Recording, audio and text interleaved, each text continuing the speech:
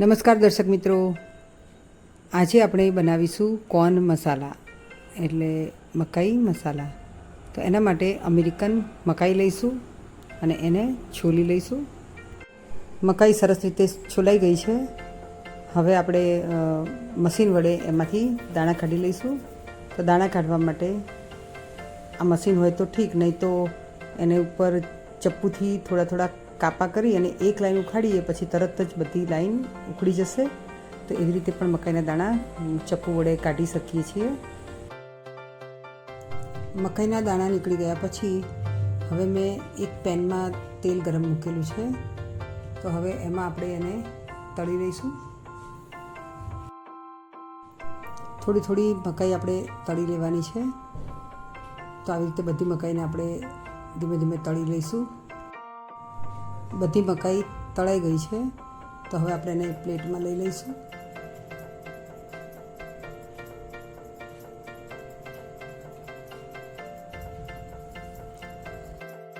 ત્યારબાદ એ જ પેનમાંથી બધું તેલ કાઢી લઈ એમાં થોડું બટર કરી અને પછી પનીર અને કેપ્સિકમને એડ કરીશું.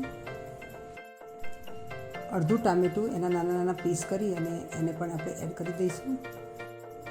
ત્યારબાદ એમાં સ્વાદ અનુસાર મીઠું, અડધી ચમચી મરી અને 5 ચમચી આમચૂર પાવડર આપણે એડ કરીશું.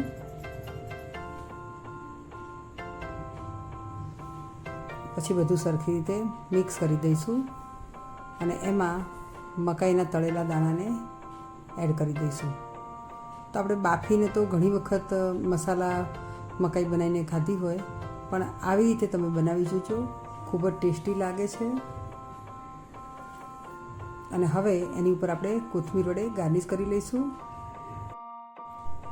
ત્યારબાદ એમાં કરીશું અડધી ચમચી ચીલી ફ્લેક્સ અને અડધી ચમચી ઓરેગાનો. આ તમે સ્કીપ પણ કરી શકો છો. તમને ટેસ્ટ સારો લાગતો હોય તો એડ કરી શકો છો. એનાથી સ્વાદ અનેક ગણો વધી જાય છે. હવે આપણે બરાબર મસાલાને મિક્સ કરી લઈશું. હવે એનું આપણે પ્લેટિંગ કરી લઈએ. તો એક પ્લેટમાં આપણે આ મસાલાવાળી મકાઈને લઈ લઈશું અને એની ઉપર સરસ મજાનું ગાર્નિશિંગ કરીશું. તો ચારે બાજુ કેસરી ગોળ કટ કરેલા ગાજર ગોઠવીશું. એની ઉપર ચીઝનું લેયર કરીશું.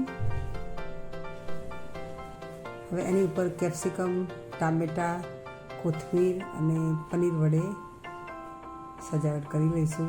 તો તૈયાર છે આપણી આ મસાલા કોર્ન ડીશ.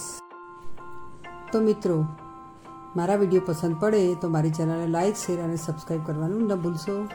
અને ફરી મળીશું નવી રેસીપી સાથે. ત્યાં સુધી આવજો. Happy cooking.